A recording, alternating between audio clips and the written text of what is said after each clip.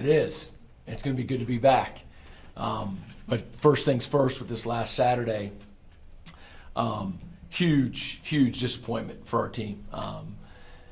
We put, as we have every week, put everything that we had into that game. Loved how our guys prepared, and loved our mindset, how we traveled Friday, and just our pregame and some of the things that we do, even at the meal, and how we warmed up, and just the feel, the mindset. It was good. It was strong. We wanted to start fast, and we did. And got a stop and went down and scored, and we needed to compete and make adjustments throughout the game. Then we wanted to finish, and we're down 10-6 at halftime, and just didn't feel as though we were able to punch back in the way that you need to in a tight game. And in the second half, we turned the ball over 3 times, didn't force any, and it got away from us. And so the clock hit 0, and we lose to a good football team. But I know this, first MAC football game for the 3 of us, and we were not in over our heads. We're not overwhelmed. Our football teams absolutely belonged out there, and we've got to get better. But when we do, we're going to be really proud of the final score. And so that's the reason for the massive disappointment, is that we could have done better than we did.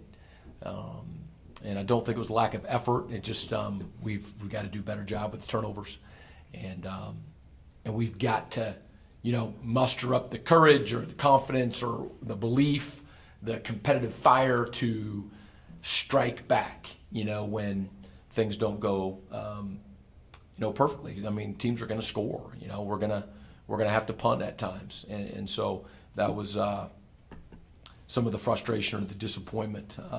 It's great, homecoming. It's a long time since we've been here. It was August, and so I can't say that we have a routine, with being at home, but I know that it's going to be familiar being back on the concrete, and I know that we're really excited about that, and facing a very good team.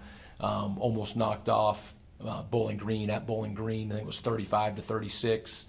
I think they're 3-3. I think they were a bowl team this last year. They play with confidence. They're very well coached on both sides of the ball, and just have that presence about them that they know how to play the game, and are confident. So.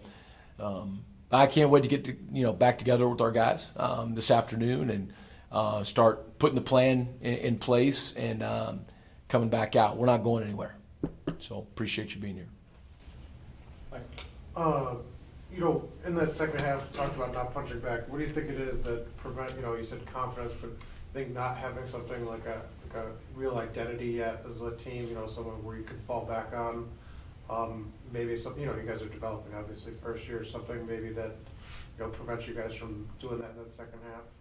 It's not preventing us, but you always talk about, winning begets winning, right? And so, you want to have success to build off of. Well, we're at that point, and honestly, it's not fun, but at the same time, I love it, because, this is at the very core of our program, and it's the very core of anyone's self-confidence in life, or however you want to say it, is that you have to believe before it happens in order for it to happen.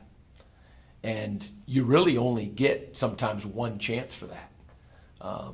You don't want to be one of the folks that once it's already happening jumps on.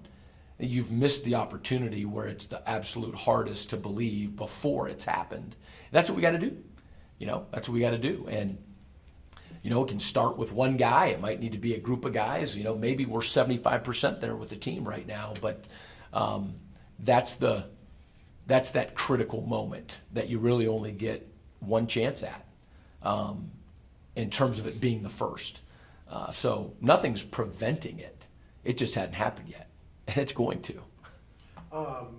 Offensively, Rob kind of got better as the game went on against Michigan State. This week, he didn't seem to be as sharp in the second half. Did you get a sense of that, or kind of how the game went for him? Yeah, I mean, I think it was 17 for 30. I don't know that he's been over 50% yet. And so, we were just talking about it. He, on that first drive, made a check to throw that fade or to TA for the touchdown. And overall, we were asking him to make some reads with the gun zone, concept. And, you're not always going to be perfect at that, but I think there's lots of ways that he improved.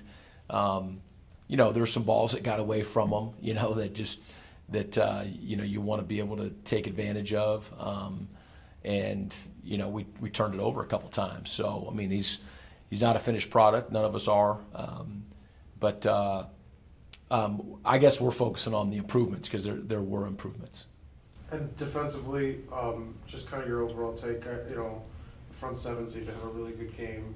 But as the defense is on the field for longer and, those quick 3-and-outs, do you think it, puts them in a bad spot where, they're exposed more, as the game goes on? When that third quarter, they were almost on the field the entire time. Yeah, the third quarter, I mean, I think they were on the field for 10 of the 15 minutes, which is, 2/3 of the quarter.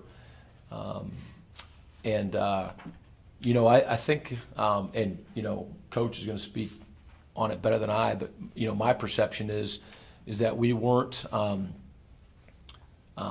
aligned incorrectly. There weren't blown assignments. We were keeping people in front of us, for the most part, and sometimes that's frustrating when they're able to bleed you for first downs and whatnot. But no, I mean, I think our defense, gave us a chance, kept us in the game, and I think the one thing that we're going to continue to challenge them on is to take the ball away. It's a massive momentum swing. You pick any time in the first quarter, second quarter, or the third quarter, and our defense, rips, rakes, punches the ball out, scoops it up, or just recovers it, and it's going to be pandemonium. And there's just going to be energy and excitement, and even statistics tell you that our chances of scoring, after that, you skyrocket. So again, not a finished product, but our defense, belonged out there for sure, and played really well at times. And I think the one challenge would be is we got to take the ball away. And Coach, outside of Creighton, what turnovers, what's your kind of assessment of how the defense played? Yeah, Coach, he spoke well on the number one thing, and as you talked about the time of possession in the third quarter, that has a lot to do with us. I mean, we had opportunities on third down to get off the field, and you get turnovers and turn the ball back over to your offense by stopping on offense as well. I mean, obviously we want to take the ball away and have the momentum swing, but if it's third down, we want to get off the field, and we had a couple of those opportunities, and we've got to make the play in that critical situation, to affect the game. And so as turnovers are an element of this, there are, a sack, a third down stop, tackle for a loss. Those big plays, we need to make more of those in the critical situations, in the critical times. There was a sack by OC earlier in the game that was a huge play on a third down. That's one play. We've got to have multiple big plays in a game to play good defense. And the linebacking core, we talked about it before, but they seem to be, his opponent had a really good game. It seemed like he was kind of flying all over. Kind of talk about the linebackers as a group as they continue to kind of get better. Yeah, as Anthony's made the transition to inside linebacker, he's brought a speed element to that spot that's been very, very beneficial. Obviously, you see him flying over because he's making plays on both sidelines at times, and he's still settling in and learning what we're doing with that. But I think he's done a great job with it. He's a good student of the game. He's got a good football aptitude. And then, and Hunter Matt helped us by stepping up on the outside and was very good at securing the outside run. And, and he's learning a little bit of that as we've kind of flopped those two positions a little bit. And then eBay's just been real solid in the middle, got us lined up for the most part throughout the game. We had a couple errors. We've got to eliminate those, but we made a huge jump in that from the previous game at Michigan State. What kind of triggered Zappone go into the middle, and kind of what did you see to put him there? Again, as we got into this was a couple weeks ago. We started talking about the more we know about our guys through the first 15 practices of spring was just such a small set of information, and then that first ball game gave us the opportunity to learn.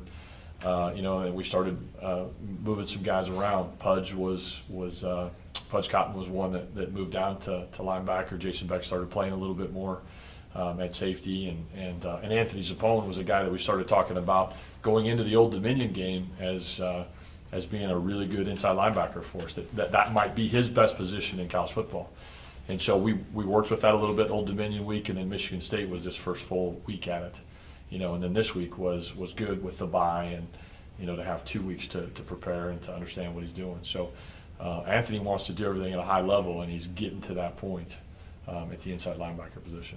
In the game, in the third and second half, they were kind of getting those first downs on the outside. What do you guys got to do better to kind of, I know rushing passer, getting a sack would help, but as far as the secondary is concerned, on those plays on the outside where they're just getting 8, 9. Yeah. What do you guys got to kind of do to? Yeah, they're throwing the strong side corner on that, and we're taking, we're doing some things to roll coverages and to affect the pass a little bit less on first down. We were doing it in 2nd and 5 to 7 and third down situations, and then they were taking their shots on first down. So we made, we have a couple calls to help that, and we made one of those in the second series when they were doing that, and that was a hitch and go by the guy, and he threw it up over the top, and safety didn't get there, so they made a bigger play. So coach touched on it. Keep it in front of you, drive up, and tackle it. You don't want to let that go down the field the whole time, but we also don't want to give up the 25-yard play, with the adjustment. So it was a little cat and mouse there, but it's putting us back in a situation of assessing, what additionally can we do in those situations to help ourselves. And then two, we respected their run game. Some of those adjustments that you make at times can affect your ability to defend the run. They had the one run that went through the middle on us, and so we just on 1st and 10 with a run situation potential, we had to be smart about how we adjusted for the pass. And what do you see out of Buffalo? Buffalo's going to be different. Buffalo's a run pass balance team. They're very physical up front. They want to get after you. It's going to be similar, I think, to a certain extent at what Michigan State. Power football, inside zone, a little bit of outside zone. They'll try to capture you on the edge a little bit. But they're a mauling offensive line, big physical group. The quarterback has done a great job as well. He manages the game extremely well, but I don't want to diminish his ability by saying it that way. He's thrown for 1,500 yards, 15 touchdowns, 4 interceptions. I mean, he's doing a really good job of when the ball is put in his hands to make a play, to make that play. So we're going to have to be disciplined. We're going to align properly. That's rule number one in defense. And then obviously it's been stressed here. We've got to take the football away. We've got to make the play in those critical moments and get the ball back for offense and get off the field. And then offensively, what did you kind of take away from? Obviously the first drive went well, but what do you kind of take away from the game on? Well, I thought the big point in the game was early in the first quarter there. In the second quarter when we had a chance to in the red zone after the punt return. It's 3rd and 4, and we already knew we were in 4-down territory. Got the word on that, and just a lack of execution there on that play, and we'd take a loss and then miss the field goal into the wind. I thought that was a huge point in the game. Where the momentum had come our way with the ball, with the field position, and we didn't take advantage of it. And so.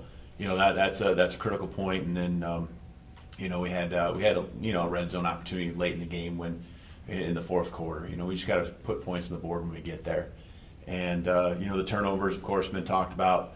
We just got to keep ourselves out of 3rd and longs. We had 6 3rd and longs of the 13, and we converted one of them, and so we didn't do too bad in the rest of the 3rd down opportunities, but we just sacks and penalties, and just missed assignments here and there, put us in some 3rd down situations, and that's where you see any quarterback's going to have a tougher time when it's 3rd and long. I know you're talking about Rob, trying to get into a groove and things like that, but it's hard to get in a groove when everyone knows you have to throw the ball, and because of the down and distance situation. The interception at the end of the first half, what'd you kind of tell them on, obviously that's a situation where you just don't want to turn the ball over deep in their zone, what'd you kind of see on the throw, what'd you kind of tell them? Yeah, so it's just one-on-one with Creel, and, we're just trying to, we're pinned, we're literally inches from the goal line, and they'd done a nice job at the point of attack the play before, when we ran the ball and barely getting out. So, we saw a one-on-one matchup, and we feel, Dustin's a pretty good receiver, and we just, we need to put the ball where we have the better chance of catching it rather than the corner. And so, it's just a throw. I don't know if the wind sucked it back into the middle of the field more, but it got thrown inside. It needs to be thrown more over the outside shoulder. And just Bronson kind of started the game, had a good start, but then, you guys continue to rotate. Did you feel you got away from him for a little too long, or what did you kind of think about it? No, I think the other running backs did a really nice job. They hit some explosive plays too. I think D-Jack, he's as explosive as they come, and he had a reception for an explosive play, a run for an explosive play, and so, we got the rotation there. You want to get them all more carries, and that just comes with running more plays and staying on the field. And so, we like the rotation there, and I think a couple weeks ago, we were early in the season. We had a chance to where D-Jack was playing more in the slot receiver, and we were able to get 2 of the 3 on the field. Just different reasons. We've been going more with 1 back and 2 tight ends, or 1 back and 3 wide receivers here in the last couple of weeks. And the receivers, kind of talk about where you think they're at. Yeah, well, I thought Tyler Allen had his best game this year. That's 2 weeks in a row now. He's had a big touchdown, and he made a great catch. One-on-one. He was one-on-one versus his defender, and caught a ball over the outside shoulder that it wasn't a gimme. And he made a great play. I really liked the way he, just made the easy plays, and then let the rest take care of itself. Let his athletic ability, do the rest. He had a great, really an attitude run, I thought, after he caught the ball in the fourth quarter. And I just felt like he competed, the full 60 minutes. And so I was really happy to see him, continue to step up and make plays for us. The rest of the group, we're finally, we got Dustin Creel back. And, now we kind of have a rotation a little bit. And we've talked a lot, especially on Sunday, about tweaking that just to make sure we get the right guys, the right amount of plays. And Kenny Jones came back, and, he's going to be a player for us, no doubt about it. And so as he, I think that's probably his 3rd game he's played in now. And he's going to be a player. And so we're getting a little bit more of a rotation again. And so we're excited about that we're actually getting healthier at that position.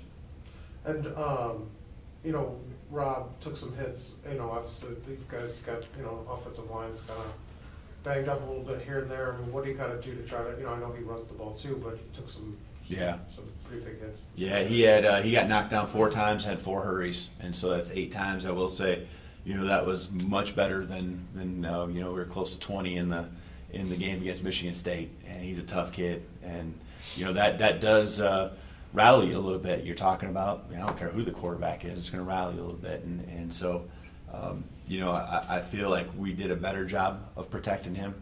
Some of it he just needs to move around in the pocket a little bit more, because there was a pocket that was formed, and so we just got to keep working on that.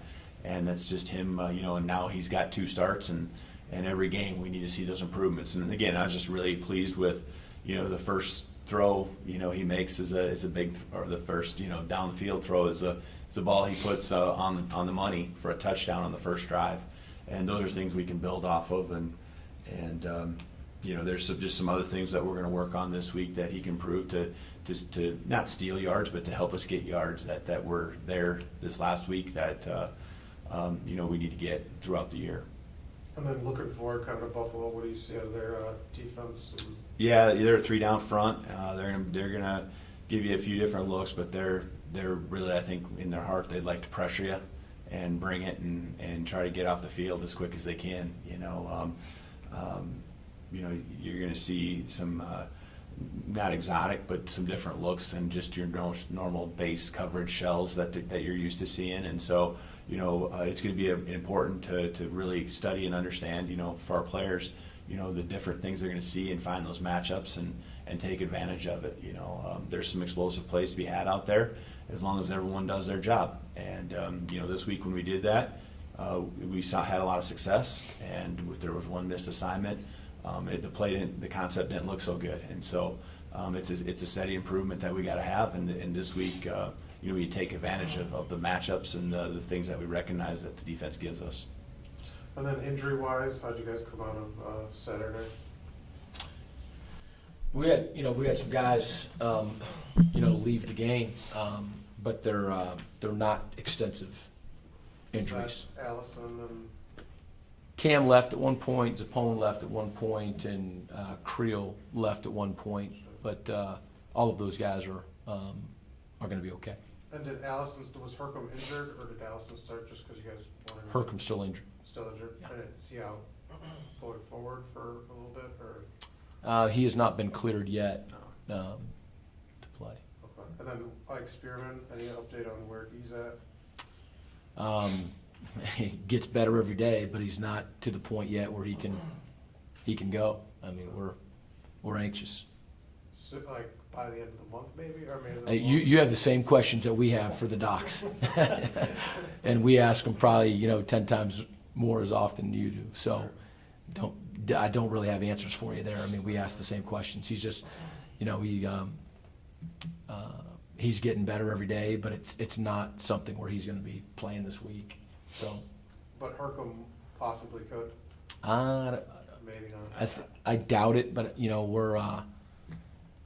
I mean, every day matters, and so especially when you go from Saturday, and then really the first time that we're practicing is Tuesday afternoon, and so a lot can be gained. The guy's not going Friday, Saturday, Sunday, Monday, but we're not counting on him this week. Oh.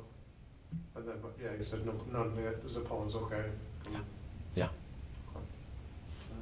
Couple quick hitters. I was with the radio guys right when that turnover occurred just before half, and they commented they thought the defense coming away, limiting them to just a field goal in a situation that could have been a whole lot, was really maybe a turning point they thought for your defense moving forward. I don't know if you want to speak to that. Just the simple aspect, they did give up points, but they bent but didn't break in a situation. Quick turnover. I mean, you never know what happens in those situations. We call it sudden change when we give them the ball, whether it's from special teams or the offense gives them the ball on our own side of the 50, and holding a team in those situations to a field goal, is a win. And, you want to win 67% or more of the time. And so it was a huge, huge stand by our defense. Yeah, especially, it's one thing when the ball is on the 49 and another thing when it's on the 18, and with 2 minutes to go in the half, that's another added pressure. And for us to answer that was, I thought was big time, and again, just speaks to our capabilities, and we've got to string those along for future successes. You changed up the punt returner just a little bit, and Jalil Canty had that big return. He just continues to be a guy that when he finds space, I mean, he's similar to the Tyler Allen build. Just want to talk about his ability to punt return. He's getting better and more confident in every way each week. Played defense last year, as folks know, and he's just right on that verge. I mean, he was a special teams captain this week, and the more he's out there, the better, and he's ready for that. And then I know it's homecoming, so of course a lot of alumni coming in, but again, it means you coming home and some new things that athletic marketing and you guys are working on. I mean, you've got the pep rally on Friday night, and then the start of Turn It Up, Turn It Green. I know you've got a game to coach, but still things that are important to build around this program as well. Yeah, just we're all so excited about being our first homecoming, and to get to meet the alums that we haven't met yet, and for everybody to get back together. And man, we need everyone's support, and again, we're working hard to make folks proud, and we think it's gonna be a great weekend. So we're excited about going through it for the first time.